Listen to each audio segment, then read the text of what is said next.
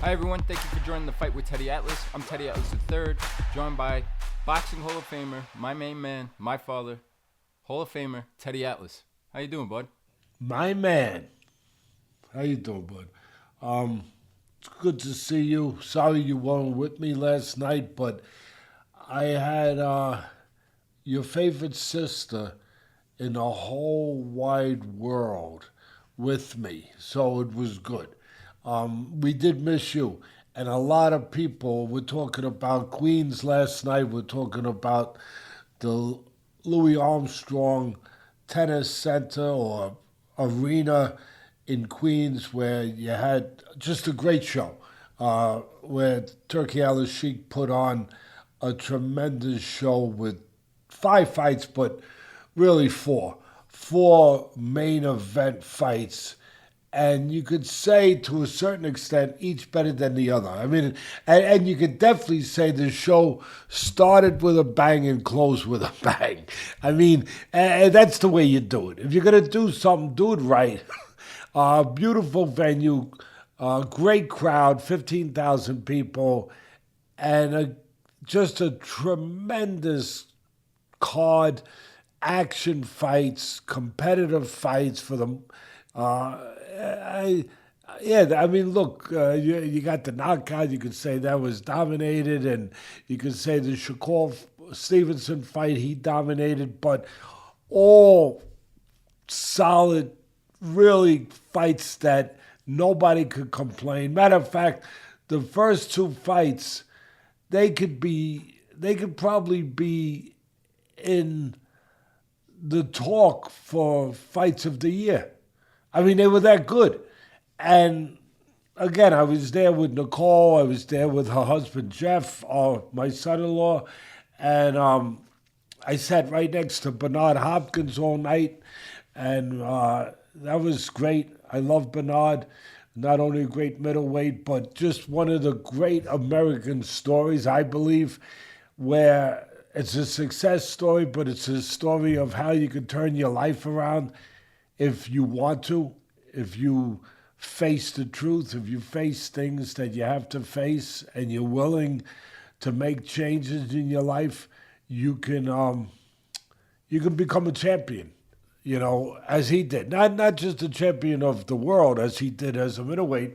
Not everybody can do that, but you can be a champion person, and I look at him as a champion person now. He's a example. Really, he is. I don't know if he looks at himself that way, but he's an example again to young people out there that have made mistakes in their life. That hey, you can turn it around. You know what? It's in your control. It was your choice to get in the problem. It was your choice to get out of the problem. And you always have that power of choice. And Bernard he exemplifies that in a magnificent way. But again, it was a lot of people at ringside. I'll tell you, when we were walking through the crowd and they were taking us to get to our seats, a lot of people were asking for you. They would say, where's Teddy? Where's three? Where's three?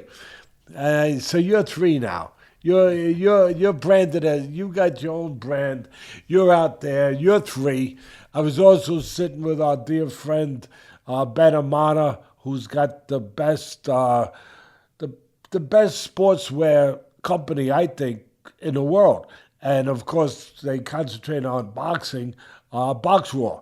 So he was with us. There was just so many people that over the years that I haven't seen for a while. That's the one thing about going to a big boxing show. It's like a reunion. It's like going to a wedding. Hey, there's so-and-so. Hey, how you doing? People that, again, you haven't seen for a long, and some that you might not want to see, quite frankly. But it was great. The only thing missing, like I said, was you, but it was great to have Nicole there. And boy, you are becoming, you're blowing up, bud. Everybody, we love this show. We love Three. Tell Tree we said, how come he's not here? How come Tree's not here? I said, well, he couldn't make it, but he's in Las Vegas. But you'll see him Monday.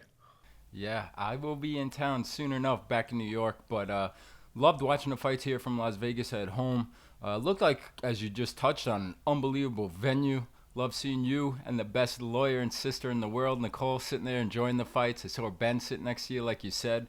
And I'm always there with you, bud. Even when I'm not, you make me feel it. You called me. You put on the great legendary champion you just touched on, Bernard Hopkins, on the phone with me. Got to talk to him, say hello. And we're going to schedule him coming onto the podcast moving forward at some point. So all the fans could be on the lookout for that at some point moving forward. Yeah, he's the one who asked. Of course, I wasn't thinking about it. We would love to have him. Who wouldn't love to have Bernard Hopkins on?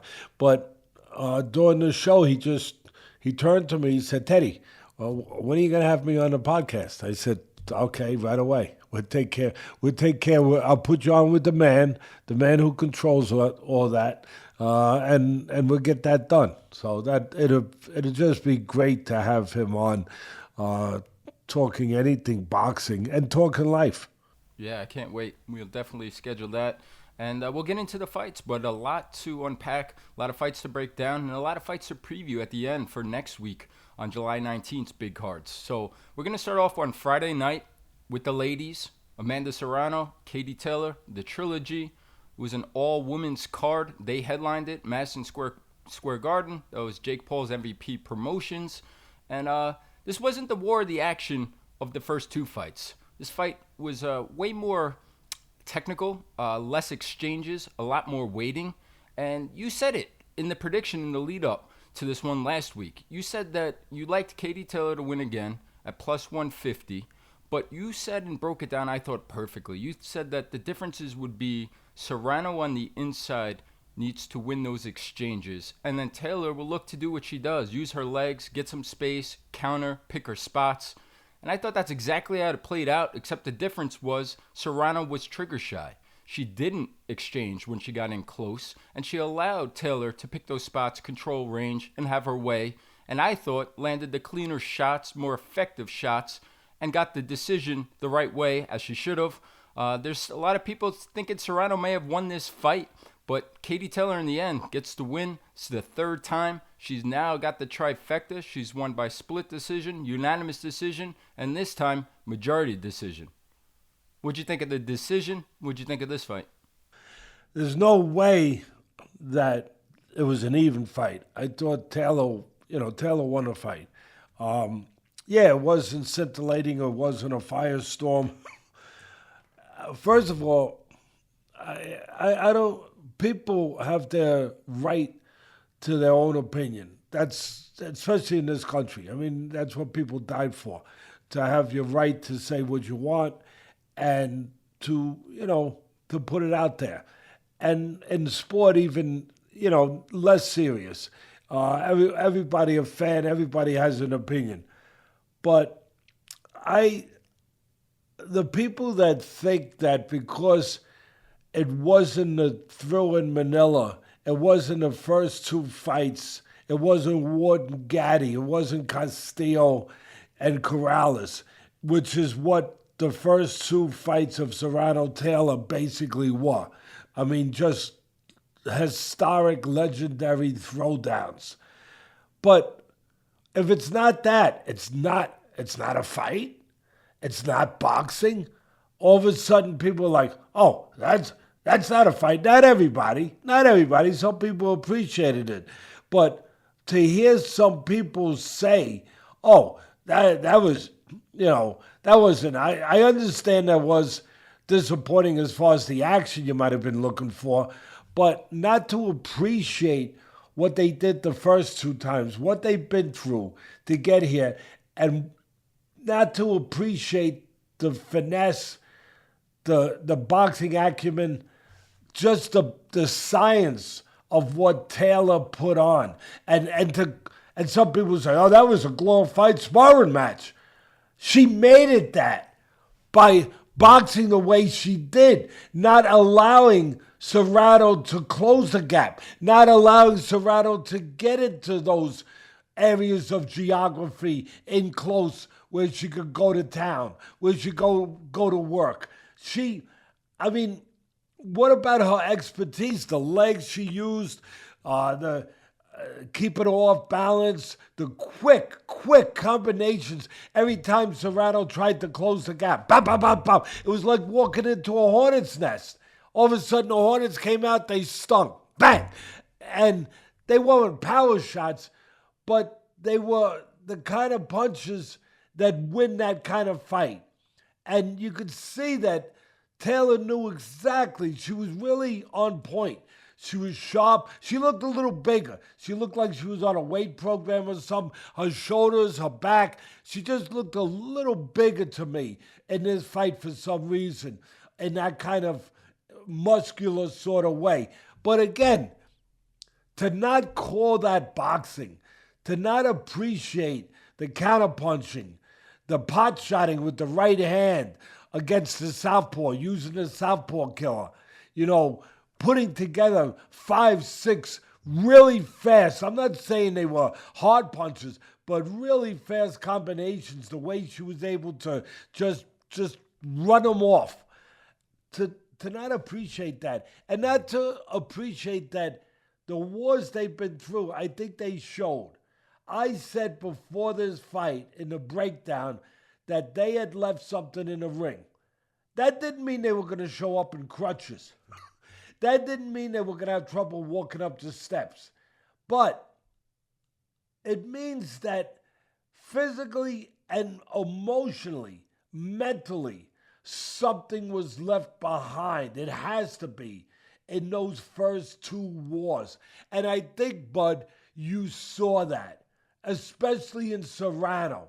Because the Serrano's, it's more on Serrano, on her shoulders, to bring the fire. Because that's her style. If she doesn't, she loses.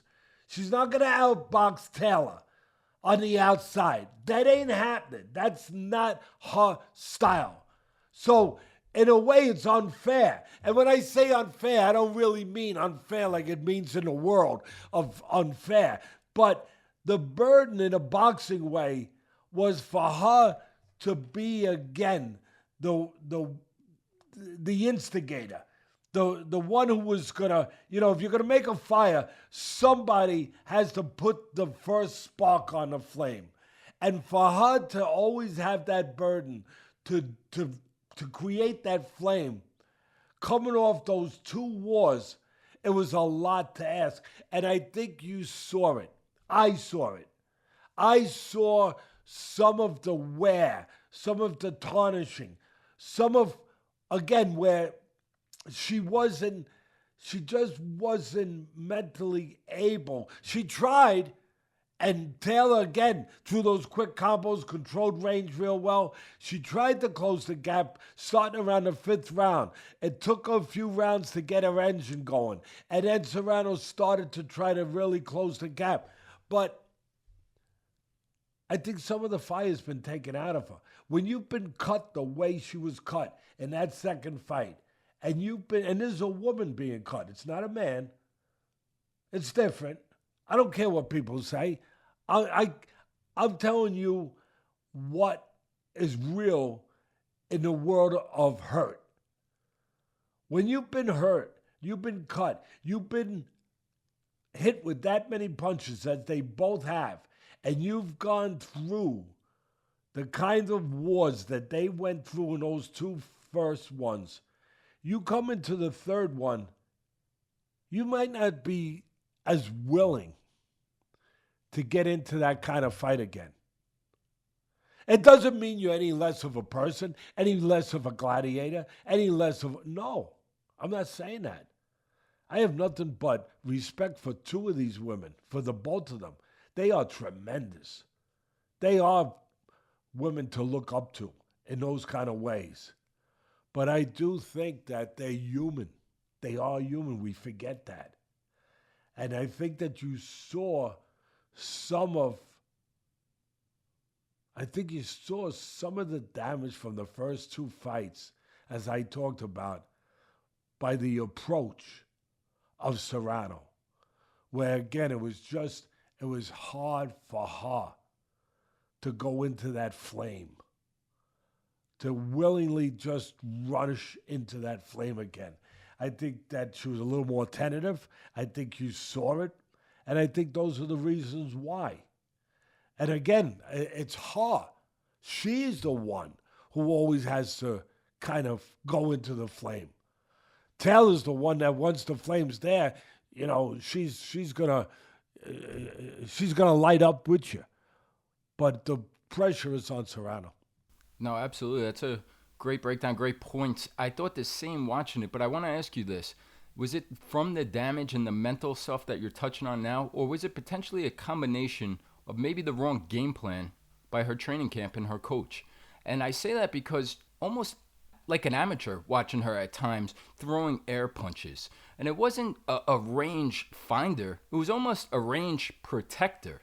And I feel like, was it what you're saying, and I agree with you, or was it also the combination of the wrong game plan that made her fight a more tentative style of fight instead of engaging and getting inside like she did the first two times? I think that that's a brilliant point that you bring up. And it's a point that really it needs to be brought up and it needs to be examined. And I'll tell you how I would deal with it right now is that, yes, I think there's validity to what you just said. That was their game plan. It was a completely different game plan. I mean, you couldn't be more different. It couldn't be more of a contrast to the first two game plans. No doubt about it. And they made it very clear. You heard it in the corner, as you said, that her trainer and her had this game plan to fight this way. And you saw it. You saw she was more cerebral. She was more thoughtful. She was more cautious. She was coming in there in a very, she was trying to be aggressive, but again, in a very careful, cautious way of not getting counted. So yeah, it definitely was part of what they planned, that they put in their mind, we're going to fight different. But my final analysis of you bringing up that point would be this. Why? There was a reason for it. Did the trainers see in camp? First of all, the first reason is that, I want to pull the curtain back and see what's behind what the great point you just brought up. First of all, they know that they took a lot of punishment. They both did. And they know why. They were aggressive. She counterpunched. But why? Why now? Besides that it was two wars, but why, as you said, the game plan's so different? Maybe the coach knew in camp that it had to be different. He saw his fight. I had a fighter that was getting in a big fight and was late in the fighter's career. And I saw in camp that I had to change the game plan. I saw it. I said, wow, his legs aren't the same. His durability's not the same. I have to. We're not going to win this fight if I don't change the way we're approaching it. He's older. He's taking more punches. He's at a point now where there has to be a change. He can't fight the way that previously I was planning on him fighting. And possibly the coach saw that. That's the coach's job. That's what the coach's eyes is supposed to pick up. That, hey, I have to come up with a game plan that's different. And maybe for two reasons, bud. One reason is for the physical reason, and the other is for what we touched on early, the most important reason, the mental reason. Maybe he saw a fighter who, to get through the camp, to have that zest, to have that same spark, to have that same fire, he needed to give a different approach to her. Oh, great points. And a great trilogy. Congratulations to Katie Taylor. Congratulations to Amanda Serrano as well. And we'll see if this is the end for Katie Taylor. 39 years old now.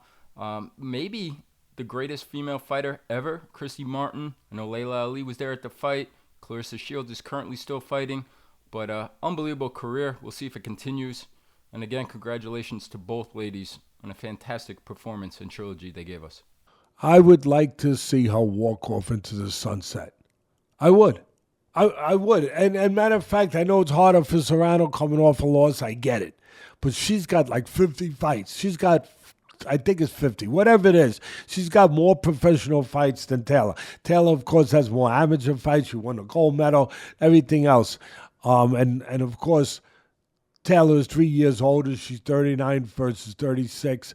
But I like to see both of them enjoy their success after the ring. And I have nothing but admiration for both of them, but I would like to see Taylor right now, at this point, the perfect point, off a win like this with this unbelievable trilogy, walk off into the sunset and just enjoy everything that she worked for. And the last thing I'll say is give credit. And I know a lot of idiots out there will say, "Oh, I'm sorry, I called you an idiot. I'm sorry for that." But I'm just some of these morons. Oh God, what's the matter with me? But some people will say, "Oh, how could you? You know, what are you doing? You're saying something nice about that guy, or you're shilling, or no, please." Maybe you do. Maybe that's your conscience. But Jake Paul, give him some credit for the promotion. Forget about the boxing part right now. Forget about that. But he put on a good show. And Serrano said it herself. I'm not saying it. He changed her life. Since he came into promotion, he made her a millionaire. He put on shows. He put on the first show, women's main event at Madison Square Garden, the first Serrano-Taylor fight, which was unbelievable, which set up these 3 fights and gave a reason to have 3. He put on the first ever women's main event at Madison Square Garden, and they each made over $1 million. Yeah, he did change her life. He did put on a good promotion. He has become a good promoter in that way. You can't give him a little bit of just a little credit for that. Forget about the boxing part of it that he does. I think he deserves it. I saw a good promotion. I'm going to say it. Okay? I agree with you. It was a great card and a sold out Madison Square Garden for the all ladies card that we just touched on. So I agree with you. He's doing a great job. We're going to keep him moving. We're going to go from Friday to Saturday. We're going to go from Manhattan, New York to Queens, New York. We have the Ring 3 fights. And great card. To start it off, David Morrell, light heavyweights versus Imam Khataev. There was a lot of talk before this fight coming in. Khataev, days before the fight, was popped for a past positive test, steroid test. And he was suspended, but that's by the Russian Federation. This fight being in the United States, he was not suspended. That's from an old test again. He was allowed to continue with the fight. And what a fight we got. We are lucky it didn't get canceled in that regard. Non-stop action. There was no clinching. Just a slugfest from opening bell to the closing bell. I thought, watching the fight, that Khataev started to gas in the later mid to late rounds. Morrell took over those late rounds. Definitely won the last few rounds of that fight. But I thought Khataev banked enough rounds. I thought he did enough early on. He had the knockdown in the 5th round. I thought, in my opinion, there's no way I could say that David Morrell won 6 rounds to win that fight. But in the end, close decision, a split decision. David Morrell gets the win. What'd you think of the decision? What'd you think of this fight? I thought one judge for his card should be investigated. At least one judge should be investigated. 96-93 by John Mackey. Yes, I couldn't agree more. I think 2 things.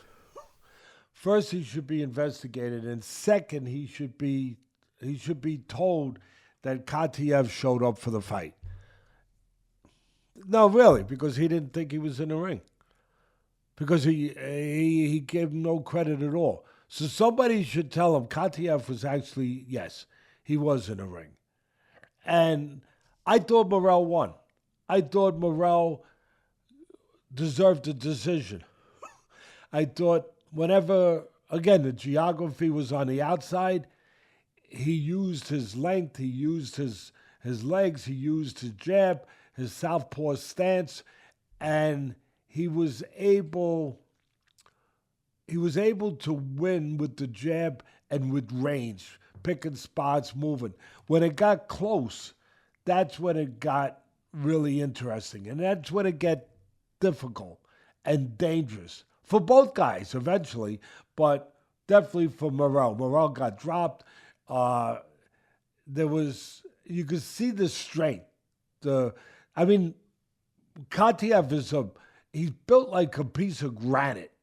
I mean, when you're there and he's in front of you, really, I got a little, I got a granite statue here in the house somewhere, and I thought maybe they misplaced it and they put it in the ring because the guy looks like stone. I mean, and not just physically, he's a serious guy. He is that guy. He is a granite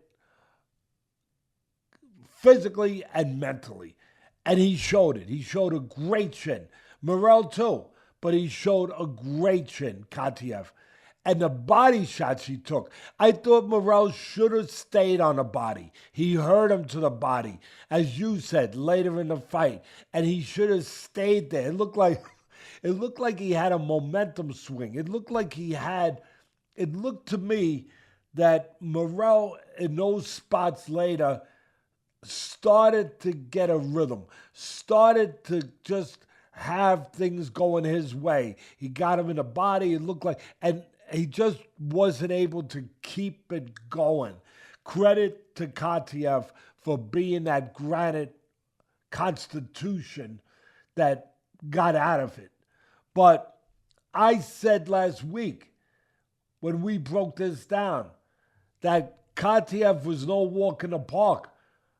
Morrell was taken. I hope they know what they're getting into, I said, because they're getting into something. And they got into something. They got into a war with a serious guy, a good, solid guy. And it was a close fight. I thought Morrell won it. I thought he deserved it. He showed the heart of a champion, getting off the floor, picking it up when he had to pick it up, as you said, in the later rounds. But man, it was a terrific fight. It was a close fight.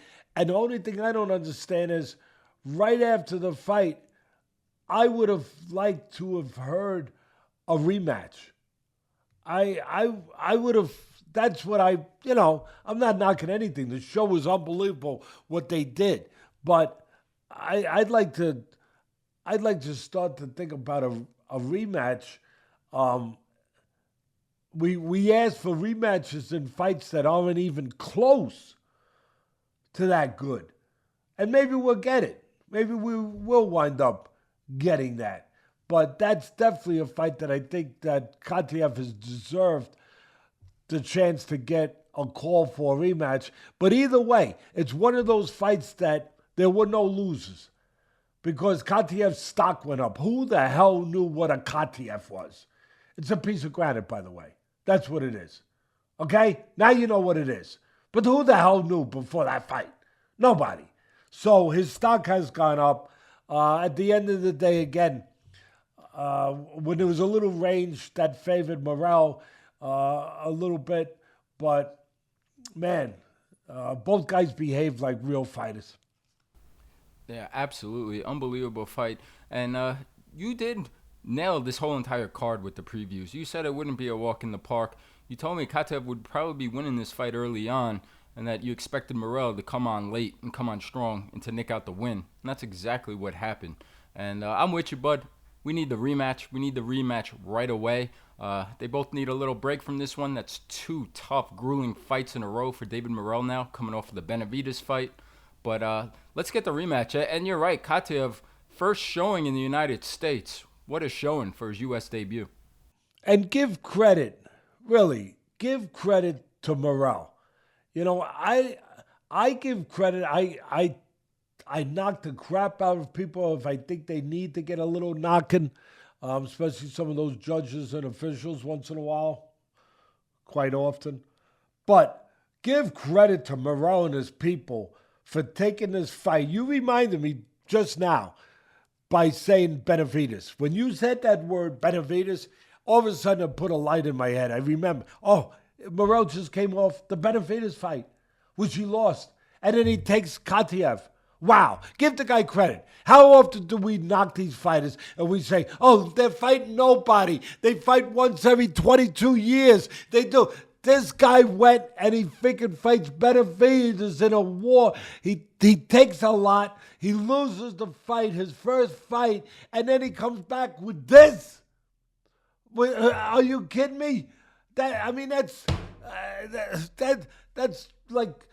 that's like getting rid of the flu, and then you ask for what's another bad flu? Pneumonia. Rich, thank you. Hey, you just get over the flu and you say, "Let me have pneumonia now. Bring pneumonia over." You're the best, Rich. Thank you. Yeah, unbelievable fight, and no, you're right. Morrell should get credit for his heart, for the chin. I know he's dropped. But for the unbelievable display by both men that night. And the last thing I'm just going to say, Bud, and we said it before, I touched on it, but we're going to put up the picture of that scorecard, that 96-93. But how, and I think Khataev won the fight. How do you give Khataev the 12th round? How does that happen? I'll tell you how it happens. If you know that you're doing a job, you follow me, Bud? A job? Okay? Make it seem a little closer in the end. Make it seem a little closer in the end. You know what I mean? Yeah, it wasn't just the final score. It's the way he got to that score. It was all over the place. Kind of like, before you leave the gun, you wipe it for fingerprints. You know what I'm saying? Before you leave the place, you wipe the doorknobs down. Yeah, And another round, in the 6th round, after he has the huge round 5, Khataev, with the knockdown, he has a big round 6. He didn't get that one on that card. He got it on the other 2 cards. So, said enough. We'll put it up there. We'll show you guys. But I think that was a thorough breakdown for a great fight.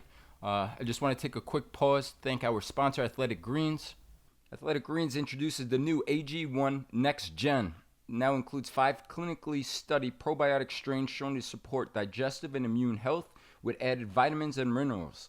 They've also now have new travel pack designs resulting in a much easier pour to improve the customer experience. So whether you guys are looking to boost your energy levels, support your immune system, or address gut health, Athletic Greens is the way to go. Simply visit athleticgreens.com/atlas to claim your special offer of 10 free travel packs with your first purchase. All right, bud. We're going to keep it moving. We just covered the great fight in Morrell Khataev. We're going to get into another unbelievable fight. This was Alberto Puello versus Subriel Matias. Now, this was the WBC super lightweight title fight. And again, incredible fight from start to finish. I thought this was a fight, 2 different fights, the first half and the last half. The first half, too much Matias, doing what he always does, getting on guys' chest, outworking them, chucking a million punches nonstop, coming forward in your face. And credit to Puello. He was picking his spots. He was trying to use his length, throw some combinations on the outside, keep him off of him. But then things changed the second half of the fight. Matias started to tire some. I thought Puello made some adjustments, some changes, started to get more distance and space that he needed, started to land some big shots, continued the back and forth action. Incredible fight. We went to the scorecards, and in the end, I disagreed with this one as well. I thought Puello should have been the winner, but unbelievable performance, unbelievable fight. In the end, Matias gets it, wins the world title again. What'd you make of this decision, and what'd you make of this great fight? I'll start with the same thing I said in the first fight. There were no losers. There's no losers here, really. These guys both deserve to get their hands raised. Maybe a draw would have been good. I don't know. But they both could have got their hands raised. I thought Puello won too. And I based it was very hard for me to even score it because it was that close. But I would have favored Puello a little bit on the basis of the cleaner, harder just more, I hate to say more damaging. They both took turns, but more damaging, more consequential punches, I would have said. There's no doubt as far as the contest of who was busier. You don't need a punch count guy to tell you that Matias was busier. Yeah, he was busier. But the harder, cleaner, more better placed punches, I think in certain rounds, maybe enough rounds, not every round, but enough rounds, went to Puello. And again, I have no real complaints because I love both these fighters. I love their attitudes. I love their professionalism. I love their heart. I love their skill sets, their determination. They don't complain. They just fight. And they leave it up to the people that's their job. Their job is to fight. They leave it up to the other people to do whatever they got to do. Matias is really that guy. You don't need Ray Arcel, Eddie Futch, anyway, you don't need Teddy Atlas. You don't need anybody telling you what the fight plan has to be with Matias. You got to get your punches off before he closes the gap. It's all about punching at the right range. And you got to move your legs. You got to do what you said. You got to keep separation, but it's hard. I mean, it's like saying you got to not get wet in the middle of a rainstorm. You know what I mean, bud? Like somebody tells you, hey, listen, come here, pal, come here. Meanwhile, it's like a monsoon. And you're in a monsoon and you say, listen, you got to make sure you don't get wet. Okay, could you please explain to me how I do that? Please. I would love to know. That is really the advice you need when you're fighting Matias. There's going to be a monsoon. Monsoon.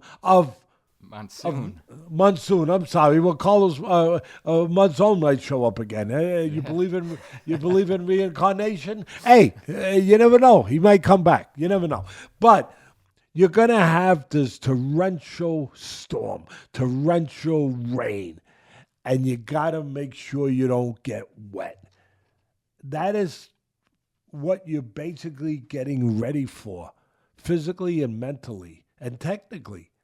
When you fight Matias, you got to have a game plan. You got to have the guy. You got have to have a guy sturdy mentally, not just physically, mentally, to be able to handle what the freak is coming, because it's coming, and it's coming, and it's coming, and it's coming, and into the last bell, it is coming. It ain't stopping. This guy is something. If you pick your friends, we all want to have the right friends. Pick him. He's a guy you want. By the way, I can see he's a good guy on top of it. But all kidding aside, you want him.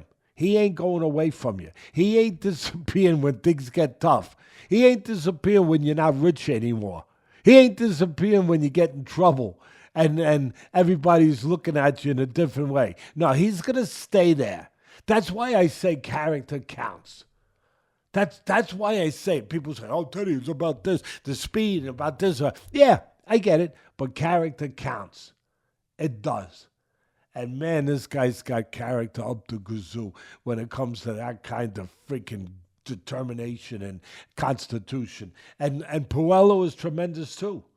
Tremendous. Because he wouldn't have been able to stand up to those winds and that rain and that hail and everything that came.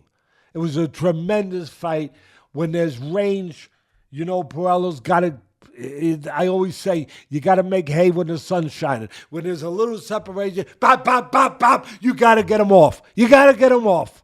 And then when he gets in close, if you can tie him up, but to the credit to Puello, he didn't tie him up. He fought with him on spots because he was able to punch inside in some spots. But really, you want to be able to have a little separation. You want to be able to use your legs. But man, it's I mean, it's like trying to get away from one of those little dogs that's biting at your ankles. You know, you walk into someone's house and they forget to put that dog away, and he attacks you, that little freaking thing, and you're trying to get away, and everywhere you go, he's right on your leg. You can't get away from him. That's like trying to get away from Matias. You can't loosen yourself from the guy. Look, like 140-pound Arthur Beterbiev.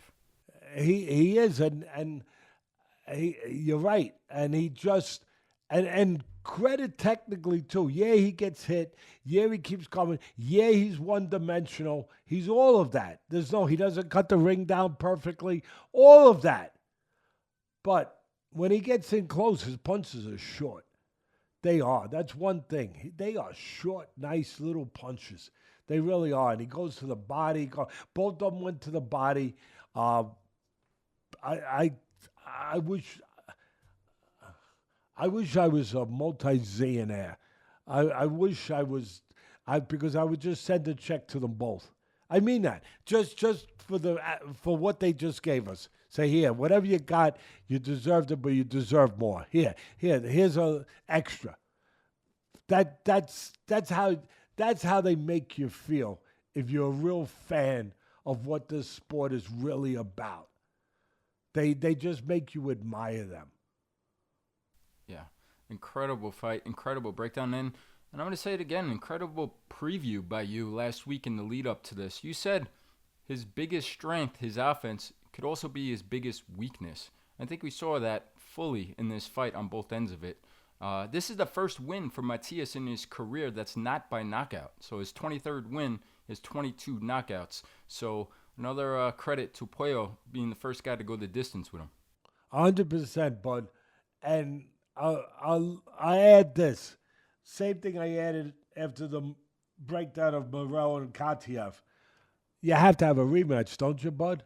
I was just going to say that if anything could disappoint you at the end of that amazing fight, that was it. To have Dalton Smith in the ring, and take nothing away from Dalton Smith, but we need the rematch. And the good news is, although we will not get the rematch right away, since then, Turki Al-Shalik has said that Puello will be the mandatory. We'll get the winner of Matias' next fight versus Dalton Smith, which is going to be in November in Riyadh, Saudi Arabia. And again, we'll preview that fight when it gets closer. But how much did this fight take out of Matias? That's all I'm going to say. You're right, bud. You nailed it. And to wrap it up, you said it before, and I'll just echo it again now. That kind of fight style I've seen in the NFL, especially with safeties, let's say. But the durability and being able to last, what is that shelf life? And at 33 years old, with 25 tough fights like this now, I'm with you. That is a concern. And sometimes it's more about being in the right place at the right time, bud. You've been around life enough and in the NFL for over 16 years. Sometimes it is about timing. You have to favor Matias in that fight with Dalton Smith. We'll get into it later more, but it could be the right timing to get a guy coming off this tough a fight without too much time to recover. You could be in the right time at the right place, or the right place at the right time. Yeah, absolutely. We will find out. But in the meantime, we're going to keep it moving. We're going to go on to the co-feature of the evening there in Queens, Shakur Stevenson versus William Zepeda. Now, before the fight, you said it in the preview that Shakur is a complete fighter and that maybe Zepeda is the exact opponent that he needs to bring out that fight in him. And he didn't run. He stayed in the pocket. He was on the ropes at times, but he fought an efficient, clean, great, impressive performance by Shakur Stevenson.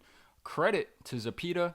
He didn't back down. He kept bringing it all night. Unbelievable heart. His first loss, but got to give it to Shakur Stevenson. Impressive performance. What'd you make of it? Everything that you just said, I echo that. But again, not trying to pat myself on the back, but I called it.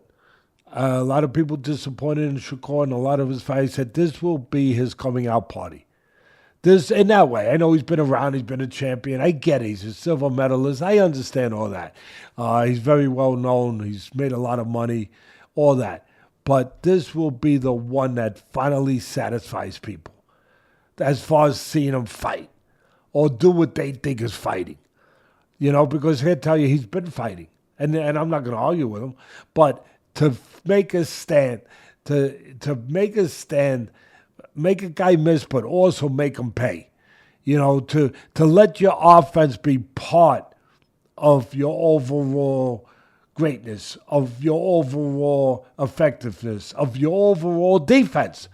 If you complain about anything with Shakur, it would be he's too good. He's too shadowy. He's too ghostly. He's too good defensively. We want to see, some men on base once in a while. We go to a baseball game, we want to see a couple hits. We want to see, a couple balls, a couple runs go up on the scoreboard. You got to see that in this fight, where he not only was smart, he has great eyes, by the way. Radar eyes. Great. All these fighters that are those kind of counterpunchers, those kind of defensive whizzes, those kind of just consummate boxers, they have good eyes. You have to have those radar eyes. He sees everything coming. Bop, bop, bop. And he's just able to pick it apart. He gave you a little bit of everything. He stood his ground in the pocket. He made you miss. He made you pay. He blocked. He caught. And then he punched right back. He counter-punched. As I said, he did everything that I think people were waiting to see him do. He showed his fast hands. Yeah, he's not a huge puncher, but he's an effective puncher. He definitely made Zepeda pay for coming forward and think about coming forward and thinking about how fast he was going to come forward. All the credit in the world to Zepeda. All the credit in the world. And you mentioned something earlier. You said he didn't run. Of course, Shakur, he didn't run. Let me tell you something. If he ran, he would have lost the fight. He knew what he had to do. If you want to call it running, you want to call it moving, whatever you want to call it. And the people have accused him, and I understand it, of running in the past. But he had to fight this kind of fight for two reasons. One, for his reputation, for his existence. Just even though he would tell you that don't matter, I'm undefeated, I'm a champion. I understand all that, but it does matter. It does matter. It matters. He's a proud kid, he's a young kid. He might not tell you, but it does matter. He felt very good, probably better than he has for a while, getting out of that ring last night, because it did matter what people will say about him now. Even though I get it, I understand. You don't care about what people, you only care about the people around you that matter and your family and all that. 100%. But it does trickle in there. It does get through. It does, you do feel it. You're human. And he felt damn good. And he deserved to feel damn good coming out of that ring last night. He really did. He got what I talked about, I think, a little bit when I made the comparison, and they're not exact comparisons, but when I made the comparison of Sugar Ray Leonard, a very talented, I think one of the greatest fighters of all time, Sugar Ray Leonard, a very talented fighter, fighting Duran, the great Duran, and losing. But the way he lost, the way he fought him, that gained him more fans and more admiration and respect from the boxing fan than any of his wins, because they saw him the way they wanted to see him, that he was more than just a talented guy. He was more than a privileged guy. Yeah, I'll say it. That was doing commercials, that was, won the gold medal, was making big money, everything else, that he was also a fighter. He was something that they could feel satisfied that they got their money's worth, that they got more than just a guy who's born with more talent than them, that he was a guy that's also willing to do what they got to do sometimes, dig down when you don't feel, go to work when you don't feel like getting up and go to work. That's what the fans want to see. And they saw that in Sugar Ray Leonard in the first fight with Duran. And they saw that the other night. They saw that last night. They saw that with Shakur. And I get great fight. Terrific fight by Shakur. Credit to Zepeda, too. You were just in there with a really exceptional fighter. Great eyes, great hand speed, putting punches together, controlling distance well, understanding what the distance was. And again, understanding that he could stay in the pocket and still be smart and still be the better guy. He put a display of boxing on. He did. Yeah, great performance by Shakur Stevenson. I thought it was a little bit like Mayweather-Madonna-like watching that fight in spots at times. And credit, like you said, to Zepeda. He deserves a long break after this one. Like you said, the tough fights versus Farmer. Now this one. But when he's back, he'll be a tough out for anybody in that 135-pound weight class. Yeah, definitely. And, I mean, look, he did everything that he could do. He was just in there with a superior guy, you know, and a guy who was, you know, a guy who was what he knew he needed to be. And I said, this will be the last thing. I said last week, Bud, that this fight will do one of two things. And it wasn't harsh what I was saying. It was truthful. It was to the point, which is what I usually try to say. For Stevenson, this fight was either going to make him great and show how good he is, or it was going to expose him. I said that. A lot of people were, whoa. No, it will. Because there was a lot of people that didn't think he had the heart. They didn't think he had the intestinal fortitude to go along with that great talent. The way they weren't sure Sugar Ray Leonard had it when he fought Duran. And then they found out he did. And he was able to have both the talent and the stuff they want to see. He wasn't exposed. He showed what he had been telling everybody that he was always capable of doing. Good for him. And good for Zepeda again for not backing down and giving every ounce of himself. Yeah, absolutely. And that will take us to the main event. The final fight there in Queens for that Ring 3 card. We had 168-pounders, Hamzah Sheeraz versus Edgar Berlanga. And this is another one. A lot of people were down on Sheeraz after his last fight, a draw. Some people think he lost versus Carlos Adames. That was at 160 pounds. But you disagreed. You thought he won that fight, but you also thought that this would be a chance to redeem himself, that he could still show that he is special and could be a star in this sport. And what a performance. I mean, he came out there. He showed that he could box on the outside, use his advantageous height, his length, sticking the jab, and then he could fight on the inside. Shorten up punches, as you said. Beautiful uppercut. In the end, he rolls through Edgar Berlanga. 5th round knockout. Unbelievable performance. What'd you make of this one? You know, Bud, there are times when really, and you could see it, it's evident, and I saw it. If you know what you're looking at, you've seen it. People out there have seen it, where a guy is possessed, where you see the eyes. Soon as he's coming down the tunnel, he's coming out of the locker room, he's walking in the ring, he gets in the ring, you see he's different. You see it in his eyes. You see it in his posture. You see it in just the way he's presenting himself, the way he's standing. This guy was different. I thought we had to see that if he was going to win this fight. I thought that I've been in this business 50 years. A fighter doesn't become that guy overnight just because he has talent and he has promise. And everyone says, oh, he's going to be the future star. And a lot of people were saying that about Sheeraz when he was fighting lesser fighters. He's going to be the future. I said it too. He's going to be the future star. He's going to be this. He's going to be that. But the potential's there. But the reality of it, the actuality of it is not there yet. It has to get there. How does that happen? They have to have that forging. It's like the sword.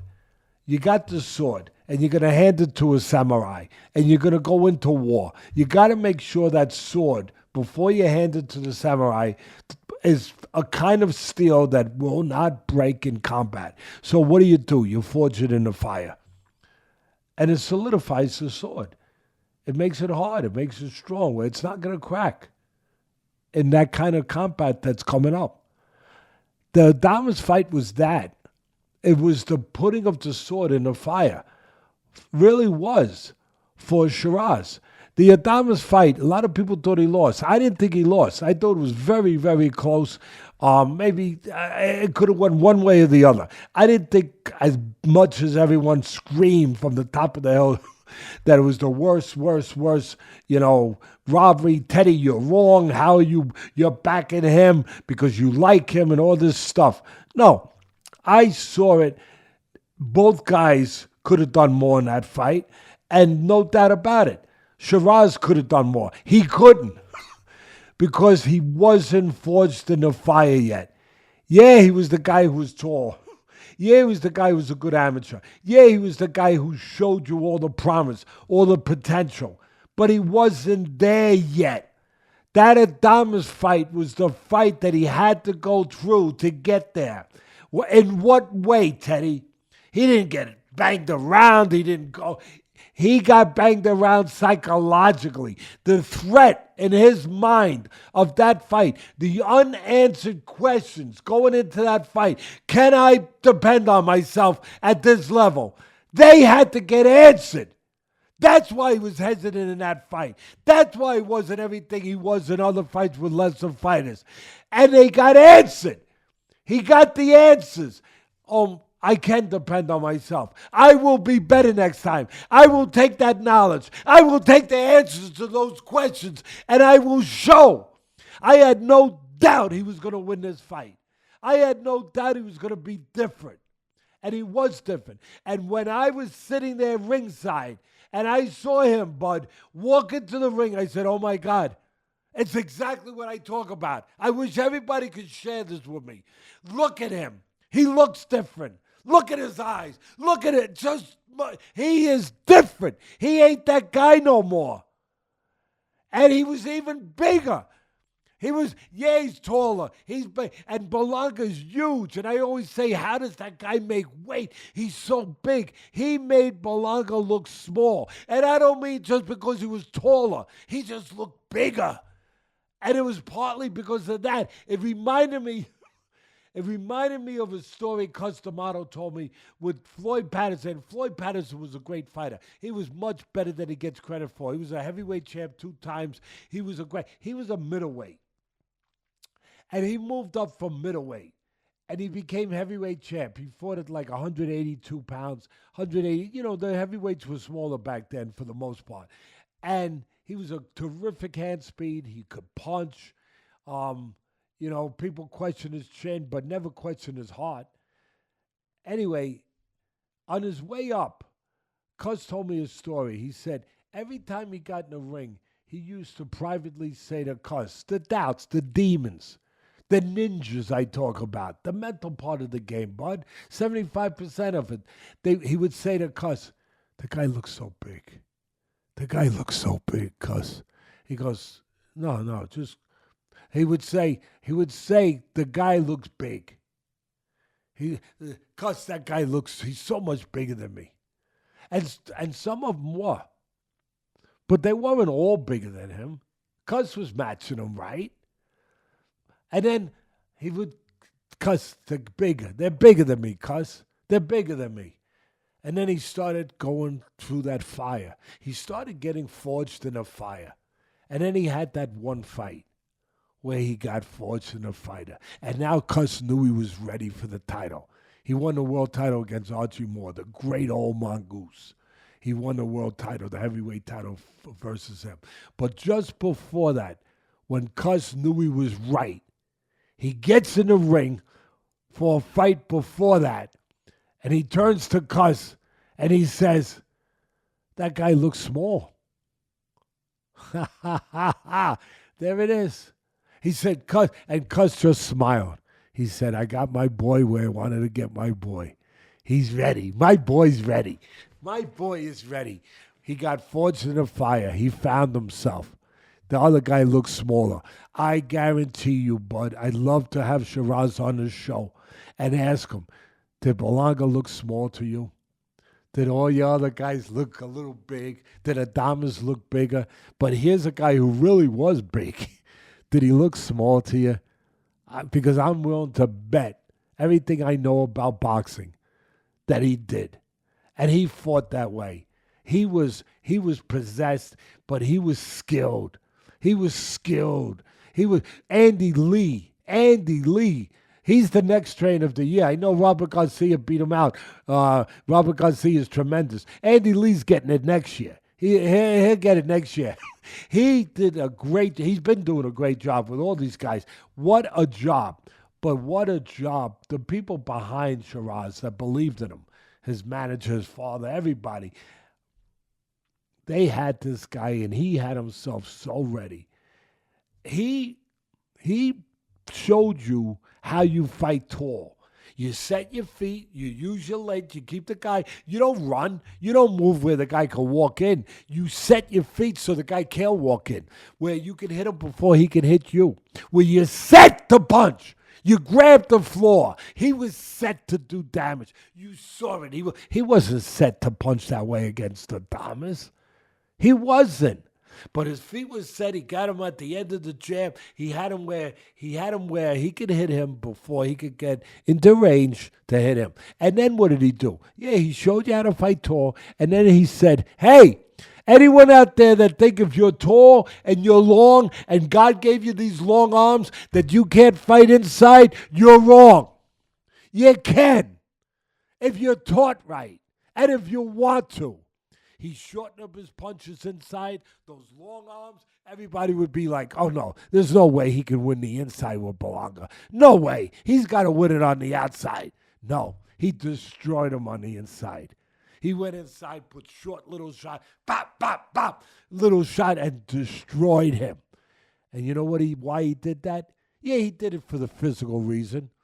He did it because he knew physically he could get him on the inside with those short punches, but he did it for the mental reason because he knew that would break down Berlanga.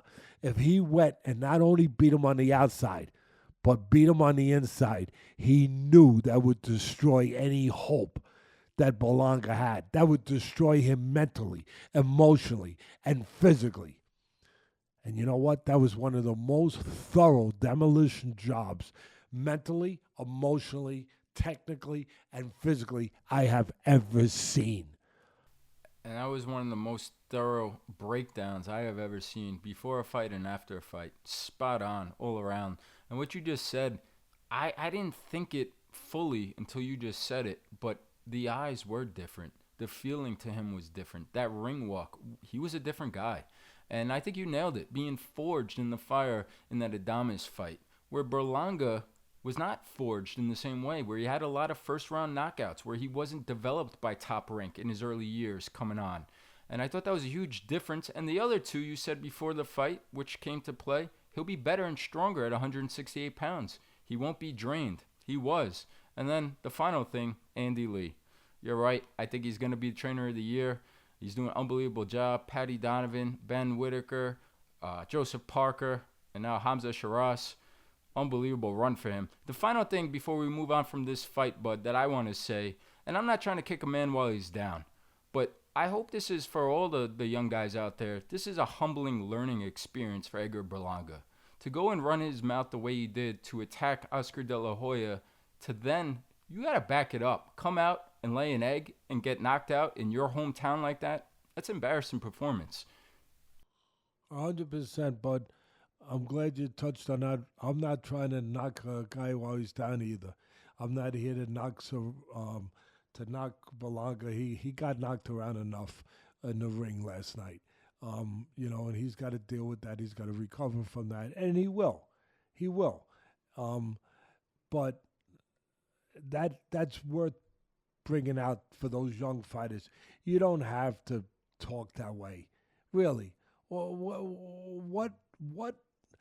I know everybody has the right to say what they want, but what is it that really drives you, that tells you that, you know, to be a fighter, to be known, to be, to become a better promoted guy, if you will, a guy that people pay attention to more, that you have to go out and you have to have that kind of attitude or that kind of behavior and use those kind of terms and words that not just Berlanga, you've seen other fighters do it too sometimes, but what would make you think that that's going to put you in a better place, to be better, to have better appeal, or to be a better fighter, or to be better in any way?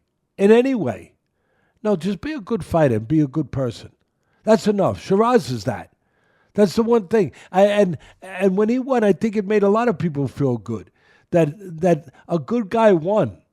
Yeah, a guy that, that's talented, a guy who worked to develop his talent. Berlanga's talented too. Berlanga works hard too, no doubt about it.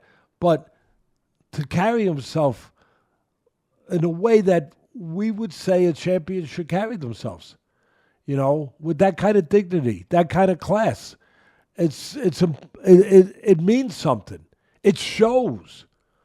And again, I hope it is. I hope Berlanga recovers. I hope that he's a talented kid. I hope that he does learn. I hope it is. We all get humbled in life. All of us. All of us. I hope that it is an experience at the end of the day where there can be positive taken from it for him. Yeah, it couldn't have happened for a better person, like you said, for Hamzah Sheeraz. So congratulations to him and his entire team. And you said before the fight, the star may be born. I think a star was born. It sounds like he's the front runner now in 2026 versus Canelo Alvarez. So we will see what happens with Canelo and Crawford in September, and we'll be circling back. But definitely be talking more about Hamzah Sheeraz in the near future. So that wraps up, but a lot of action, a lot of fights we just broke down. Before we sign off, there's tremendous fights coming up July 19th, next Saturday. Want to get your take on a few of them and throw them at you. I'm going to start off across the pond, UK. Got the undisputed heavyweight championship of the world rematch. Alexander Usyk, Daniel Dubois. Now, a lot of controversy in the first fight with the body punch. Was it a low blow? Was it clean? But a lot has changed since then. Usyk went on to win the undisputed heavyweight championship and defended it, beat Tyson Fury 2 times, and an unbelievable resurgence by Daniel Dubois, 3 fights in a row, including a knockout win over Anthony Joshua. All 3 of those wins since the Usyk fight, which was in Poland. He's won by knockout. This one's going to be in his backyard in the UK. Don Charles, Daniel Dubois, resurgence. Can it continue? Or does Alexander Usyk do what he always does and get the win? I have talked a lot about this fight, so I'll keep it as tight as possible in a fight that there's a lot to talk about. But for the last time before the fight, I'll say this. I will follow what I just talked about before, the forging of the fire. Dubois was always a good puncher. He always knew how to fight, all of that. But before the first fight with Usyk, he was not forged in the fire. He had not found himself. That magic it hadn't happened. That metamorphosis, that change, that just what I just talked about that happened with Sheeraz. It hadn't happened yet, and it might never have happened. But then it happened. He found himself. He found himself because he wanted redemption, Dubois. Because when he lost the way he did against Joyce, I know his orbital bone was broke, but he still gave up at the end. He lost. I know, again, there was a low blow and it wasn't, and all that, but at the end of the day, he gave up. He gave up against Usyk. He ain't giving up this time. He ain't that guy no more. Since that fight, he found himself. Since that fight, He found something that's a lot more important than a W in a column or a purse of money. What it is pride. What it is the ability to look yourself in the mirror. The ability to walk out that door and feel good about the person who walks out that door and walks down that street and sees people. He fought for that. He fought for the right to feel the way a man needs to feel and wants to feel, with pride about himself. And when you fight for that, you're a hard guy to beat. And he's been a hard guy to beat because he hasn't been beat. When you're already talented and you're already thick-boned and muscle the way he is, where he's just a natural power. He is the kind of guy that just is he has that kind of thickness in his body. He hurts you when he hits you. And he's young. Usyk's getting older. This is a dangerous fight for Usyk. This is a very dangerous fight. Getting close to going out the door. He's getting closer and closer to retirement. He deserves to retire now, anytime he wants. Look what he's done. What more can he do? I know you can unify the title again, whatever, but what more can you do? He's made so much money, thank God. He's a hero to his people in the Ukraine. He gives them hope that this terrible war that they've been dealing with. Then they look at who the heavyweight champ, and it reminds them that there's always hope, that how strong they are as a people when they see him, if they need to be reminded. This guy is a special guy, Usyk. One of the greatest winners you're ever going to see in the history of any sport. And his character, everything, tremendous. He is in a tough fight. I mean, you could say that about the Fury fights. They were tough fights, of course, but, he did what he had to do. But he's at a point now where, with the miles on the odometer, with where he is at age-wise, where he is at accomplishment-wise, if he thinks for a second, which I know he doesn't because he's a winner, because winners never think the way I'm just going to touch on now. But if he was to think for a second that Dubois is going to be the same guy that he was the first time, he would be in danger of really getting caught by surprise. But I don't think a winner like Usyk gets caught by surprise. I just don't think that's in his DNA. So at the end of the day, my projection of this fight is that, hey, go watch it. It's going to be very interesting. Fasten your seatbelts. It's going to be very interesting. It really is, because Daniel Dubois, if it is in his destiny, and it might be, for what he's gone through, if it's in his destiny to win, he's ready to win now. He has been forged in a fire. So this is going to be a really interesting fight. At the end of the day, you know where I'm going. I can't go away from one of the greatest people, and I think Dubois is a great person, and his trainer's a great person, but I can't go against one of the greatest winners, a guy whose greatest trait and asset, yeah, he can box, yeah, he's defensively good, yeah, he puts punches together, yeah, he's a southpaw, but a guy who just knows how to win. He finds a way to win. I can't go against Usyk. I can't go against him. He'll find a way. It might be really, really tough, but he'll find a way. I'm with you. Great breakdown. I am not going against Usyk either. But with that being said, I am not laying minus 350 on Usyk. I think that's a little too wide in this one. I expect a different fight, like you said, and a very competitive fight. I cannot wait to watch this one. And you touched on it, bud, the age. I almost forget that Dubois has been a pro for 8 years, but he's still only 27 years old. And Usyk getting closer to 40, 38 years now. Will that be a difference in this fight? We'll find out on Saturday. So we're going to keep it moving, keeping Saturday in Las Vegas, Nevada, talking about a return of a legend. Manny Pacquiao returned to the ring. He's fighting for the welterweight title versus WBC champion Mario Barrios. It's been nearly 4 years since Manny Pacquiao's last fight, which was his loss in his last fight to Usyk, the Cuban.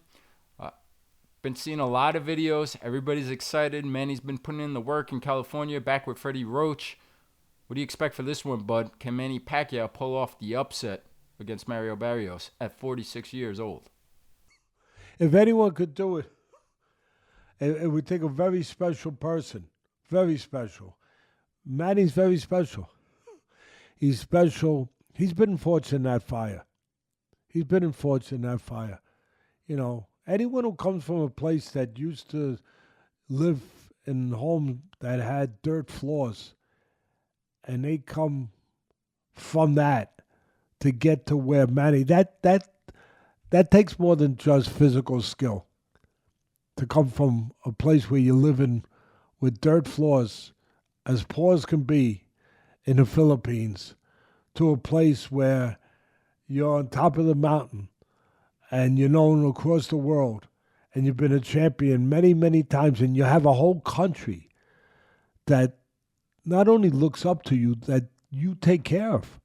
They look up to, and he really took it on himself, really to his own detriment, where he would give money away. Maybe that's why he's still fighting. And that's sad. That is sad, if that's the reason.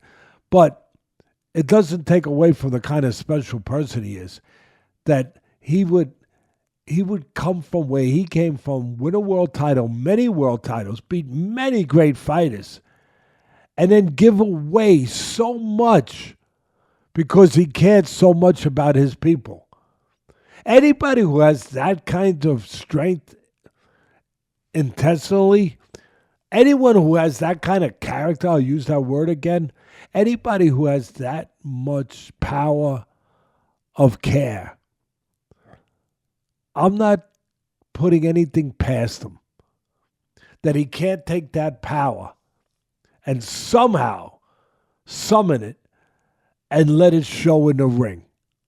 Let it be part of the strength you need to do something that looks really, really, really unlikely. I ain't putting it past a guy that I just finished describing that possesses those kind of abilities and those kind of attributes that most people never will. Never will. At the end of the day, you have to favor Barrios. If it was a betting man, if I'm betting, I have to bet Barrios. But Barrios is a 3-1 favorite. Yeah, I'm not betting. Because again, I wouldn't bet against Manny for two reasons. I don't want to see him lose. Number one, I'm man enough to be honest that, yeah, I think Barrios is a terrific fighter. He's come back. He's moved up to welterweight. He's come back from his defeat. He became welterweight champion. He's always been a fan favorite. His style, the punches, the amount of punches he throws, how tough he is, to his approach. You got to love Barrios. There's nothing not to like about Barrios. But I'm not afraid to say my heart would be with Manny because of all the things I just said. Not against Barrios. I'm not against Barrios. Barrios is a special guy. But Manny is one of a kind. And I would not bet. I would be. I wouldn't be shocked to see him do something that is very, very could be, very unlikely that at 46 years of age that he could do this. But I would not bet that he's going to do it. I would not bet that he's going to do it. I just hope that the people around him are responsible enough. They've seen, I'm going to trust them. You know what I'm saying, bud? That they've seen him in camp and that they've seen something special. They've seen a 46-year-old that maybe they thought when camp started, hey, this is wrong. But it's Manny Pacquiao we're going to go along with and see how it looks. And then all of a sudden they say, oh my God, it's possible. Oh my God, Manny, you're starting to make me think maybe it's possible. I'm going to hope that he's got people around him of that ilk, of human beings, not just professionals, but human beings that have seen something to continue to go forward with this fight. Or if they didn't, would have said, you know what? No, I can't be part of this. So just on that alone, I'm gonna have hope for them. I'm gonna give them credit that they're thinking that way. And if they're still there, then maybe there's a chance Manny can do something that is not too likely or shouldn't be too likely at this point in his career. Again, I'm not betting on the fight. We'll see what happens. I hope he don't get hurt. I hope he's okay. I hope that he has the life that he deserves to have for a man who not only has accomplished so much in that ring, but has given so much in the ring and outside the ring. He has given as much of himself outside the ring as he has in the ring. I don't know if I can say that about too many fighters. Yeah, special man, special return, special breakdown by you. Mario Barrios, the last time he fought, and maybe this is part of the thinking of Pacquiao's camp heading into this one of selecting Barrios for the return fight. But he fought a draw 8 months ago that was on the Paul Tyson undercard. He fought Abel Ramos, who was only 28, 6-2. It was a lackluster performance and lucky to get the draw for Barrios. So we'll see this time around. The last thing I'll say on this, but a lot of videos out there showing Manny Pacquiao in training camp. You got Teofimo Lopez, Shane Mosley, current former world champions coming and running with him. And that's what concerns me. Is it too much at 46 years of age? They're running the hills, and it seems like a lot. Is he going to leave it out there instead of inside of the ring? But we're going to find out Saturday night, July 19th. That's a great point, Bud. That's a tremendous point. You know, you have an old car, right? You have an older car. You don't take it on Autobahn. You don't try to go 85, 95, 105 miles an hour. It's because it's an older car. So, and if you do, what happens? Things wear out. Things pop. Absolutely. We're going to keep it moving. The co-feature to the Manny Pacquiao fight there, which is in Las Vegas on Amazon Prime pay-per-view. Let's get into that one. Sebastian Fundora, Tszyu. Another rematch. Now, the first fight was March 2024. Tszyu was having a lot of success early in that fight. I thought he might have, it looked like to me, maybe he was going to knock out Fundora in the first 3-4 rounds. And then there was the headbutt. Brutal cut on top of the head of Tszyu, pumped into his eye. And it was bad. I thought his trainer should have stopped the fight, gone to the scorecards, showed all the heart and grit Tszyu did, fought through it. In the end, loses the decision, and Fundora became champion. Since then, Tszyu had lost his fight after that by knockout, and he's come back and he's in the winner's circle. Beat Joey Spencer. Fundora, not that active. Only one fight since that win, and that was versus Cordell Booker. Not the biggest challenge. So he's been a little inactive. Here's the rematch. Get right into it. Just want to get your thoughts. What do you make of this one? Oh, great setup, Bud. Don't forget one thing, Bud. Tszyu did 2 fights ago, did get knocked out. I thought I just said that the fight after that. Yeah. Oh, okay. And then he beat Joey Spencer the fight after that. Right. But he was knocked out, correct, by Mochazayev. Who's a monster. Who I don't think they realized he was a monster. They made a mistake. They didn't expect what was there. But mistakes are making, you pay a price, he paid a price. But to your point, he's come back. But against Joey Spencer, let's be honest, taking nothing away from anyone who gets in the ring. Nothing. I have nothing but admiration for all fighters that have the guts, the fortitude, the courage to get in the ring. But they picked Spencer as a comeback fight for a reason. And it was proven out the way that he was able to knock him out. So it's an interesting fight. I thought the first fight before the cut, you take the cut out of the equation, I thought that Tszyu was going to win that fight. I thought he would have won it. He would have won that fight against Fundora, but he didn't win it. The cut definitely played a role in it, and to the credit of Fundora, even though he wasn't the one bleeding, where blood was going into his eye, the way it was with Tszyu, but he fought a good fight. He fought the fight he had. He used his height a little better. Remember, Fundora, I know we touched on, but Fundora had been knocked out too. Fundora, you go back, 3 fights, whatever it is. The fight before that versus Mendoza. Yeah, he gets knocked out for being too tall, for not knowing, what to do when a guy gets close to him and not standing up and making himself a target. He made himself a target. I talked about that throughout his career, that he was eventually going to get knocked out, and sure enough, it happened. And for people who say, oh, Teddy, did you really? Yeah, go to the videotape, like the great Warner Wolf would say. Go to the videotape. You'll hear me saying it many times, that unless he learns how to really fight tall and not stand straight up and just fight with guys, when shorter guys get close, he's going to be that skyscraper, and there's going to be a lot of windows to break in that skyscraper. And sure enough, Mendoza broke some of those windows. But against Tszyu, I give him credit. He did know how to fight tall a little bit better. And obviously he's looked good since then.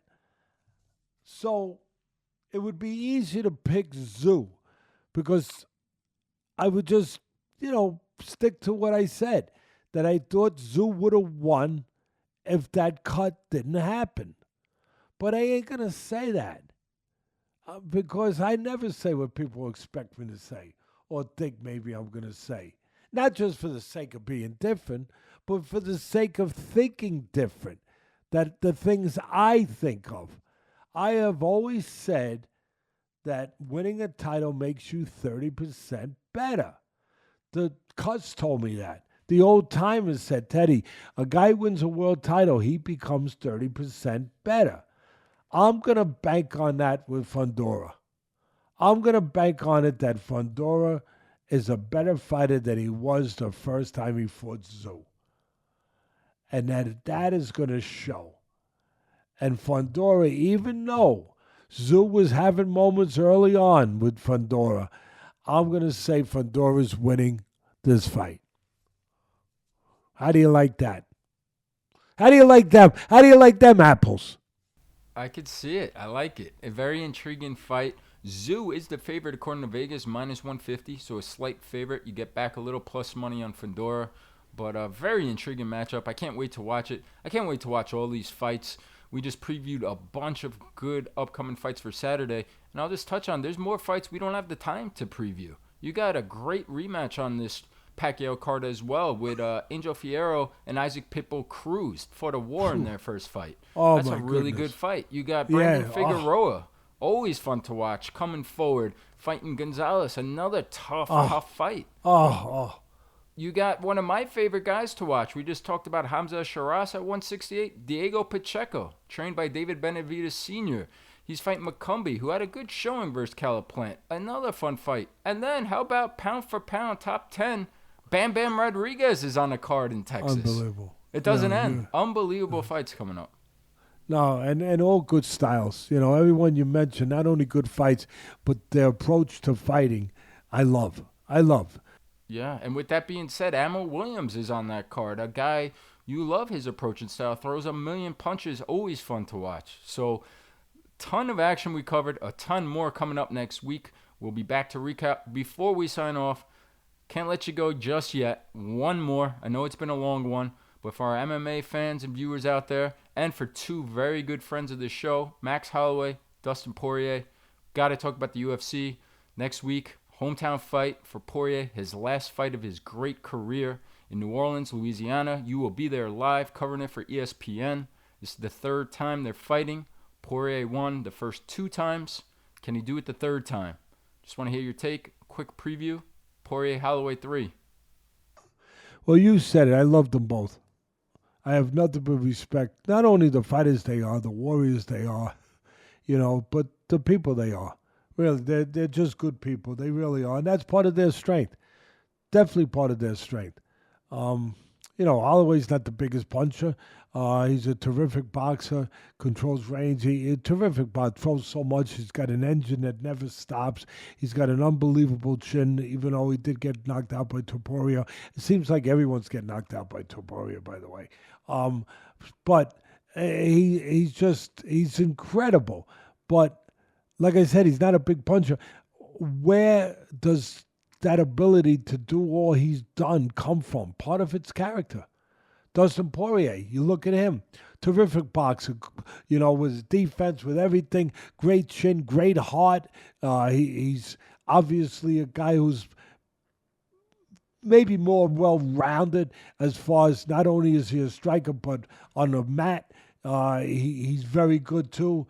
Not that Holloway can't handle himself down there, but Dustin might have an edge down there on the mat, but he's well-rounded, all of that. But again, with Dustin, where does his talent for all these years? This will be his 50th fight. Where does his talent come from? Yeah, he's the better puncher. Yeah, he's southpaw. He's a guy that can counter. He's a guy that can time you with punches. But his character, both of these men, that's what I mean for you people out there. That is part of their success. That is part of what they carry in to the cage with them. That, not just the other talents that are so easy to wrap your mind around, the physical ones. That is part of it. I'll break it down this way. All the fights have been close. I thought the last one was really close. I'll be honest with you. Real close. It could have went either way. I think that they've changed since their last fight. I don't think that they're exactly the same. Yeah, that fight was in 2019. Yeah, they're not exactly the same guy. They're the same as far as their character. They're the same as far as they're going to fight. They're the same as it's going to be a good fight.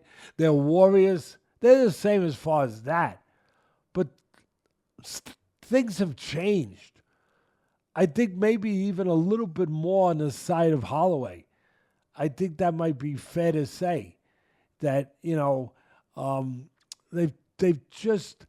not going to be the exact same fighters that they were the first two times. At the end of the day, they know each other very well. We understand that. I said it already. Poirier can make up for being outworked. I don't think too many guys can outwork Holloway. He throws so many punches. But Dustin can make up for it with his power, where he can get outworked a little bit, and then he can land a big shot that can do damage. And that carries, just like in professional boxing, the effective punches mean more than the lighter punches. A guy could land, say, 5 jabs, but if you land one good left hand and it rocks the guy, as far as the criterion for scoring, you're ahead because you did more impact. You did more damage. So Dustin has that in his favor. He will always have that in his favor when he's in there with Holloway. And with a lot of guys, he's a good puncher. It's a hard one. Do I have to pick a winner here? It's really, what's the line on it? Yeah, this fight is basically a pick'em fight. Max Holloway minus 120, Poirier even money. Yeah, I mean, I think that, believe it or not, even though Poirier is 2-0, I could see Holloway being I think along the lines of what I just talked about, that there is a change in the last 6 years, and maybe a change more on the side of Holloway. So I could see him being made a slight favorite in this fight. At the end of the day, you could probably take all of that stuff and throw it out the window, right? Because that's what these guys are, at the end of the day. Yeah, you made great points, and I could see what you're saying of why you can make Holloway the slight favorite. But for me, you can't be a favorite over a guy who beat you twice. The first time in 2012, Poirier won first round by submission, armbar. We just said the second time was 2019. That was by decision. So I'm going to stick with the guy who won the two, should be the favorite. I get a little upset about this fight. I love both of these guys. How can you not respect both of these warriors? I don't want either guy to lose, but I don't want Poirier's last fight in the UFC not to be a happy walk-off into retirement that he deserves. I'm rooting for Dustin, but unbelievable fight. Great breakdown by you, and I can't wait to watch it, bud. All of these fights, you'll be there in New Orleans Saturday for ESPN doing the UFC, and I'll be in New York watching all these fights and getting ready to do the show the following week with you. Yeah, it's going to be great having you here with us and having my grandson, our grandson, here with us. It's and of course Lana with us. But I'll just add this, that I said earlier in our show in some of those fights last night in Queens that there was really no loser. I'm going to finish with that for this fight with Holloway and with Poirier. There's no loser in this fight for me, really. Dustin's going to go off in the sunset, a spectacular career. I mean, just a Hall of Fame career, a career that has given the fans, the UFC, the MMA fans, nothing but thrills, nothing but thrills for so many years, and has given them more than that. And Holloway has too. He's given him up, but his career's not going to end. He's going to continue. But at least we feel it's not announced that he's going to retire. You never know what's going to happen. But Holloway has done the same thing. He's given the fans so much to cheer about. But they've also been, and I've touched on this before, they've both been great teachers. They've been great teachers to all of us, that you can take yourself to a place that you had never been before if you're willing to take a shot to find where that place is, to go somewhere you've never been. Like I used to describe, to go into a dark room and find light. They have taught us as people that, hey, I can't do no more. Yeah, you can. Yeah, you can. You actually can. There's always more to go. There's always another place to go. And how many times? It's his 50th fight. He's going to retire. And we have to wish him well. But how many times has Dustin gone to a place that he didn't know he could go to? That's the magic for us. That's the lesson. He didn't know he could go. He only found out by going. And that's the thing they leave us. Yeah, they're going to leave us great memories. But they're going to leave us that memory, but that also, that lesson. When you think you can't go no more, give it a try. You'll be happy. Beautifully said. I hope the viewers are happy. There was a lot of fights. We just covered a lot of breakdowns and a lot of great previews for next week. With that being said, Teddy will be traveling back on Sunday, so we will be up on Tuesday. Next week's episode will air for the podcast, not on Monday, on Tuesday, and then we'll get back to our normal scheduling. As always, thank you for being with us. Please like, comment, and subscribe. And before we go, bud, any final words? Just those great lists that you've been, I hope that people are enjoying them. I hope that you like the last one. What do we put up? The last one we put the trilogies. I think it was perfect timing for that. I hope you enjoy. Send out your thoughts. You know, like my son always says, send out your thoughts about, did you like them? What did you think? Did you agree? Did you disagree? The week before was the greatest jabs. You know, let us know what you think about that. Yeah, please do, as always. And we'll see you guys again next week.